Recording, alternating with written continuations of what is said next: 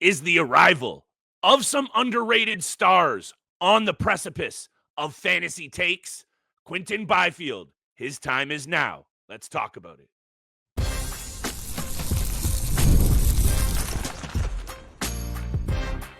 You're Locked On Fantasy Hockey, your daily podcast on fantasy hockey. Part of the Locked On Podcast Network, your team every day. We're keeping it fresh and focused on fantasy on the latest edition of the Fantasy Hockey Podcast that you need. It's the Locked On Fantasy Hockey Podcast with Steele and Flip. Shout out to the everydayers holding us down, making us your first listen every single day.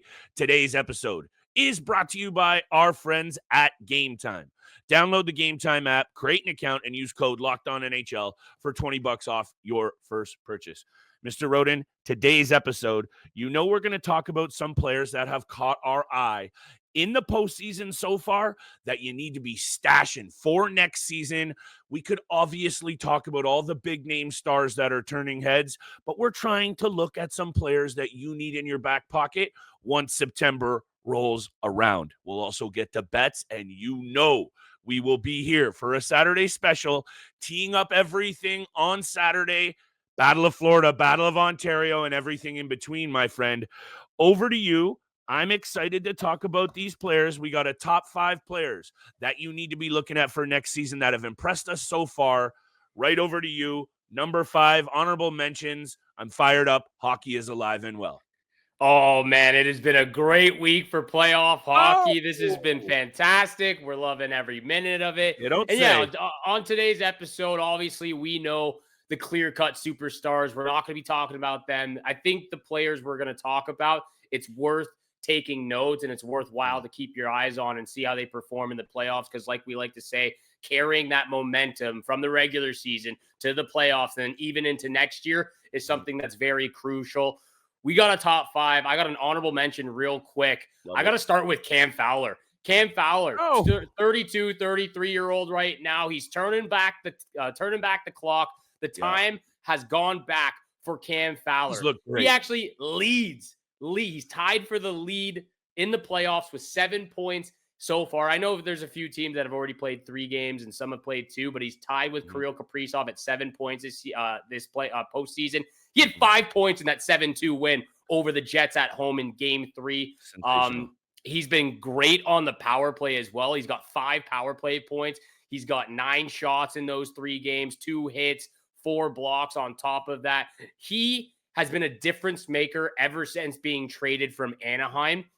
And again, when you look at what he did in the regular season with Anaheim this year, 4 points in 17 games. He gets traded to St. Louis, 36 points in 51 games, a plus 19 compared to a minus 7 in Anaheim. Obviously, 2 different teams, but Cam Fowler, this is a guy that I believe can really take over on the blue line for them. You know, Torrey Krug's been injured throughout the entire year. Justin Falk hasn't really taken control of that quarterbacking, the power play, and Cam Fowler has stepped up big time. So I'm keeping an eye out for him as that 5th or 6th defenseman going into next year on my fantasy hockey team. I think he's been great this year for St. Louis. Over to my top 5. 5th guy on my list is Logan Stankoven, and I think you can look at the Carolina Hurricanes and pinpoint a few different options. You know, even Jackson Blake, who finished with 36, 37 points on the season. He's currently playing on the top line with Sebastian Aho and Seth Jarvis. But I like Logan Stankoven with Jordan Stahl and Jordan Martinook. 2 veteran guys that can really teach him how to be in the postseason. He's been there before with Dallas. And I think this is a good opportunity to really make a name for himself in Carolina. Obviously, as a 21-year-old, it's tough to get traded. You know, we understand it's for Mikko Rantanen. I think Stankoven understands that as well at the time that Dallas is getting Rantanen in return, which is a huge star in the league.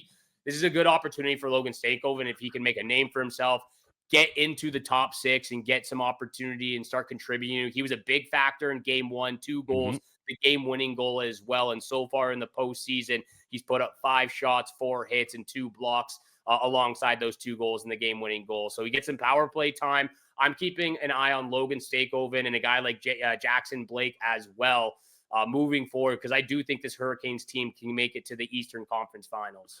This is a player, Steele, that has literally been an absolute stud at every single level of pro or amateur Yes. hockey that he has ever touched, all the way back to when he scored 90 points in 30 games as a 15-year-old underager. And just look at his numbers across the board, even back to when he played in the AHL, 57 points in 47 games for the Texas Stars.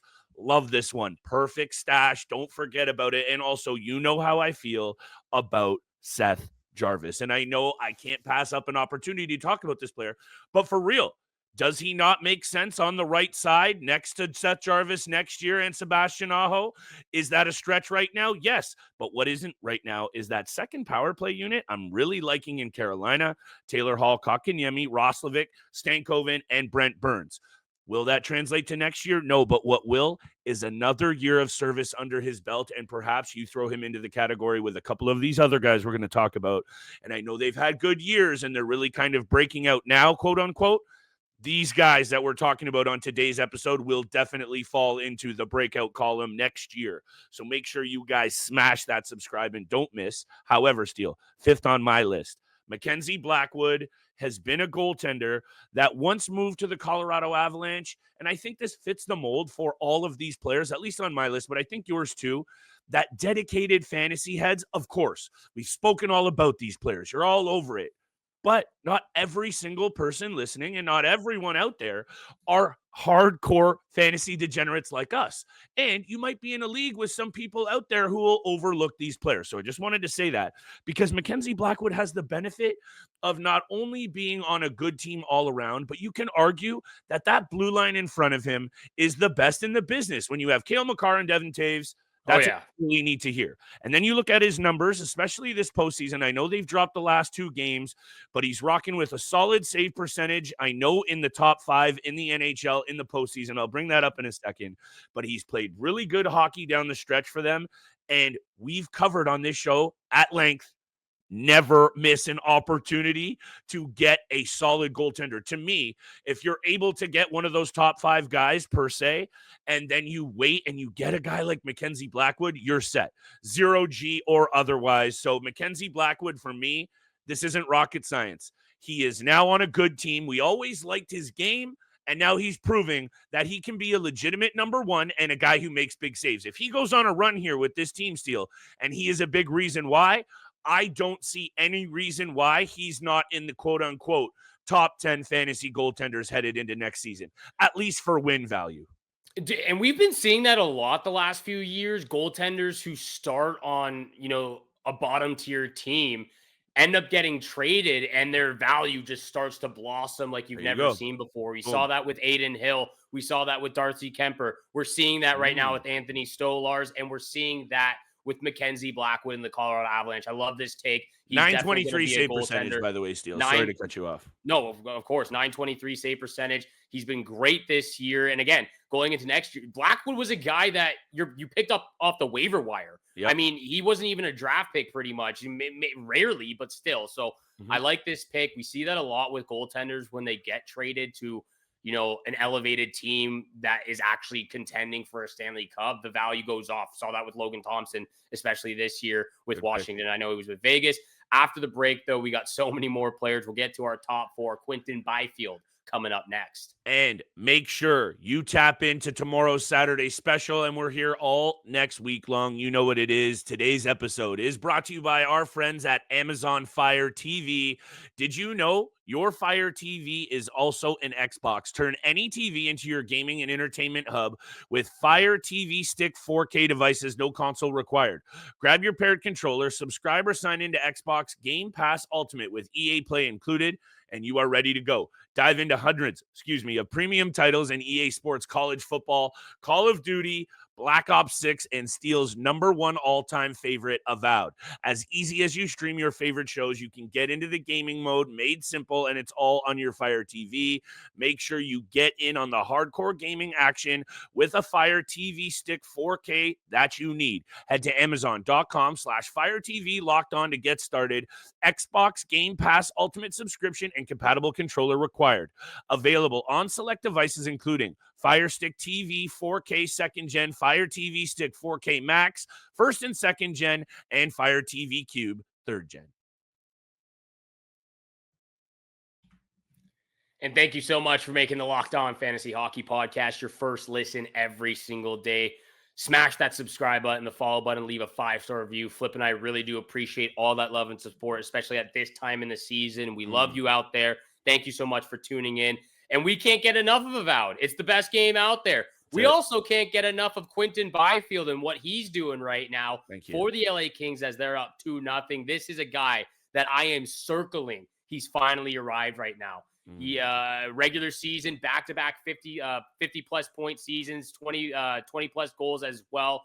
He's been popping off the last 2 years at 22 years old now, and he's been great, actually, in the postseason for the LA Kings the last 4 years, too. Yes. He has 11 points in 15 games. He's got 2 goals, 3 points this season, this postseason, 6 shots on net, 7 hits. The physicality gets really ramps up for this player as well. I love him right now on that second line with Kevin Fiala and Alex Laferriere. He's been great on the power play in front of the net.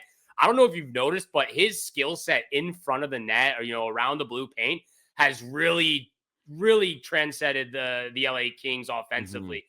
The way he's able to corral the puck and just pick these corners with really no time and no effort, it seems like. He's been incredible. I really like his play so far in the postseason. Yeah, he could be a little bit better in the face-off circle. He's only at 43.5% right now. And you and I we've talked about how important it is in the dots, in the face-off circle, both defensively and offensively. And we're seeing that be a trouble for a lot of teams out there. It hasn't caught the LA Kings yet because, Kopitar is obviously one of the best in the game. But Byfield, that's probably the only negative about him right now. Quinton Byfield, I'm circling at him real quickly. ADP this year of 162.4. He was getting drafted in the 15th round. He's not going that late any longer. No. Cut that in half. Cut that in half, 7th, 8th round. Yep. I think that's a perfect spot. This LA Kings team is dangerous. They got a mixed bag of veterans. They got a mixed bag of young prospects who are very skilled and talented. Quinton Byfield, he's arrived. He's at number 3 for me as well, Steele, and I think I have him higher only because when this is what you've sold me on, peripherals. 80 hits this season, 46 penalty minutes, and 157 shots. And when I see the confidence grow and these minutes grow, those numbers will continue to do the same. And I really do think his frame will also continue to fill out.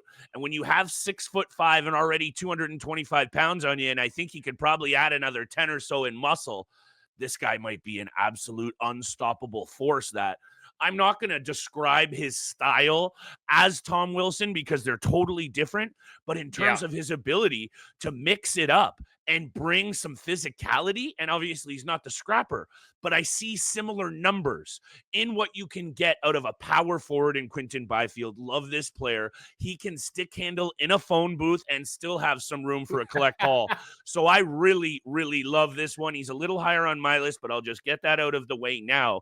And I know you're going to like the next player on my list. I had to start out with the goalie, Steele, because you know how polarizing that position has been for your boy, the Gus Bus. Philip Gustafsson. I threw out Vezina candidate for you earlier when we were off air, and I know this season that wasn't the case because of some really good seasons from goalies we've talked lots about, but he has that caliber. And this season, huge bounce back, 914 save percentage, 2.56 when the previous were 899 and 306.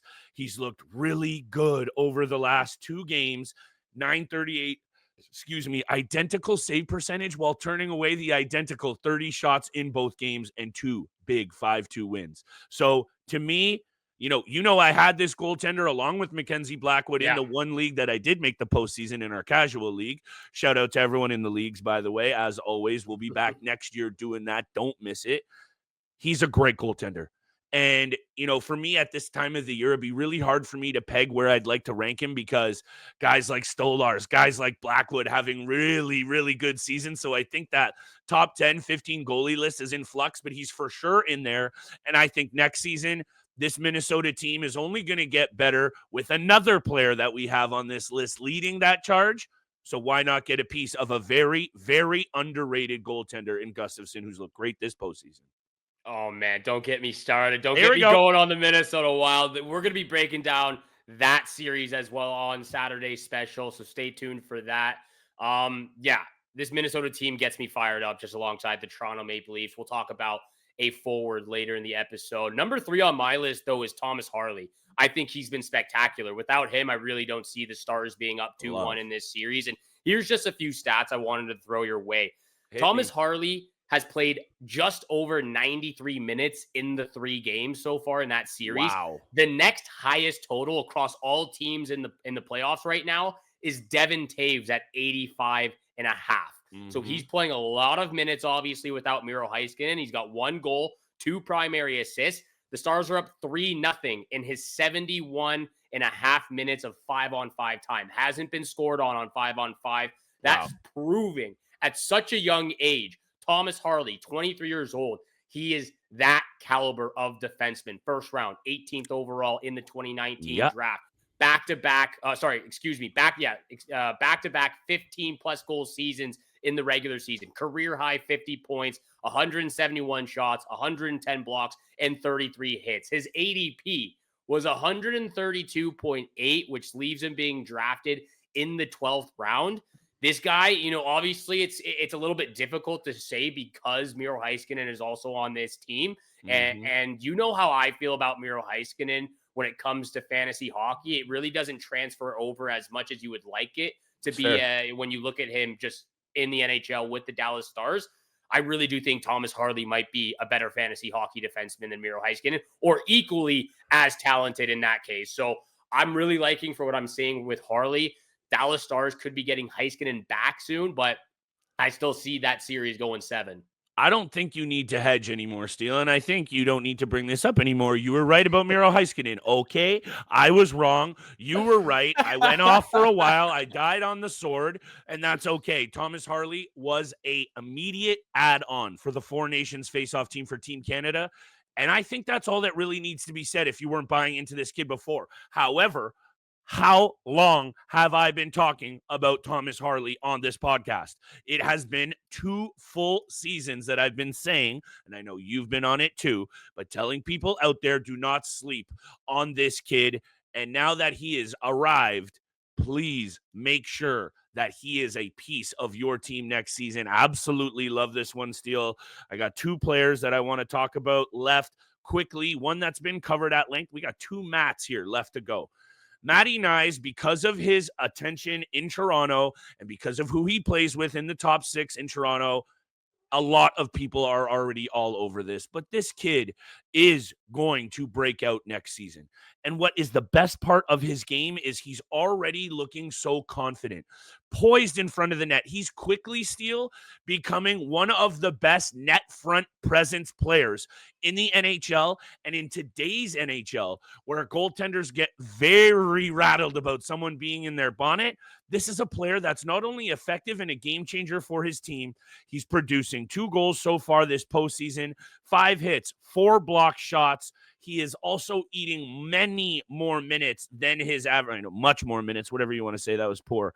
16 minutes on average in ice time this year, up to 1831. He is going to be a very attractive fantasy piece next season. I know a lot of people have spoken about him, and this isn't exactly a hot or boldy take, but you've got to remember Matt Nyes next season, because honestly, Steele, seeing what he did this year, 29 and 29 for 58 points, I really don't think that 75-80 is out of the realm of possibility, especially when you're playing with the players that he gets to. Pay the man. That's all I got to say is pay the man. Well, give him how? 8 years, 8.5. Hey, the cap's going up, man. There's space to do it. That's true. They can definitely, they can afford to pay Matthew Nyes. When Zach Hyman left, I was a little bit sour because they offered, 5x5 or something along those lines. And I was a little sour at that. Give Matthew Nyes the 8.5, whatever he wants. He's been crucial before. Just the last point on Matthew Nyes. 4th in high danger expected goals at 1.52, only follows Nathan McKinnon, Adam Lowry, and Jamie Benn so far in the playoffs. He's so important in front of the nets. All of his goals come from there for the most part. He just parks in his words, he parks his big butt, his big rear right there, and he lets the core 4, the top guys, do whatever they want, and he's right there on the doorstep. I love Matthew Nyes. I love this take as well. Keep your eyes peeled for him. After the break, top 2 players to keep and take notes on going into next year's fantasy draft, this episode is also brought to you by Game Time. There's nothing like the energy of a live game, whether it's catching a last-minute MLB showdown or soaking in the excitement of an NBA playoff series. But finding great seats at a great price, that used to be a challenge until we found Game Time. Game Time makes scoring last-minute tickets easier than ever. Prices actually drop as the events get closer, and with their all-in pricing, you see the total cost up front, no surprises at checkout. We love Game Time for so many reasons, but my top one, those last-minute deals. Save up to 60% off buying last-minute for sports, concerts, comedy, and theater events. Their lowest price guaranteed means I never worry about overpaying. Take the guesswork out of buying tickets with Game Time. Download the Game Time app, create an account, and use code LOCKEDONNHL for $20 off your first purchase. Terms apply. Download Game Time today. Last-minute tickets, lowest price, guaranteed. And once again, thank you so much for making the Locked On Fantasy Hockey Podcast your first listen every single day. Continue to smash that subscribe button, the follow button, leave a 5-star review. Top 2 players left. I'm going to make this one really quick because we just talked about him a few episodes ago. But Dylan Strome, this guy is getting drafted so much higher than he was last year or this past season. His ADP of 174.3, which means he was getting drafted just over the 16th round. Cut that in half. Cut that in half right now because he's getting taken double earlier than what he was this past year. I'd say 7th, 8th, maybe 9th round at the latest. Anything past that, it's an absolute steal. He was a point-per-game player this year, 82 points in 82 games.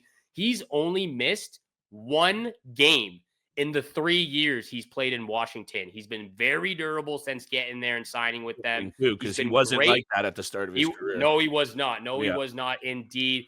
He's been fairly decent in the playoffs, especially this year. He's been great, of course.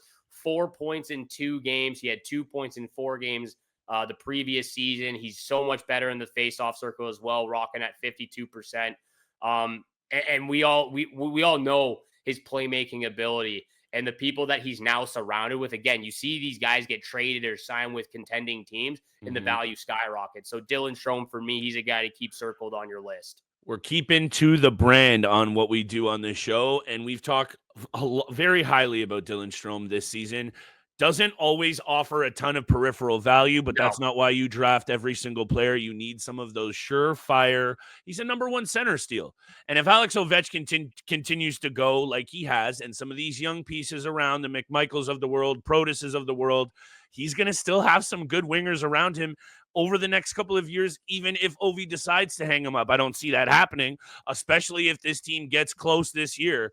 However, we've got the player at the number 1 spot on this list for a reason. And after Kaprizov, or right there with Kaprizov, Matt Boldy is the reason that the Minnesota Wild find themselves in a very advantageous situation against a very good Vegas team. I don't want to gas you up too much. We'll save that for tomorrow's episode. Yes, sir. However, yes, sir.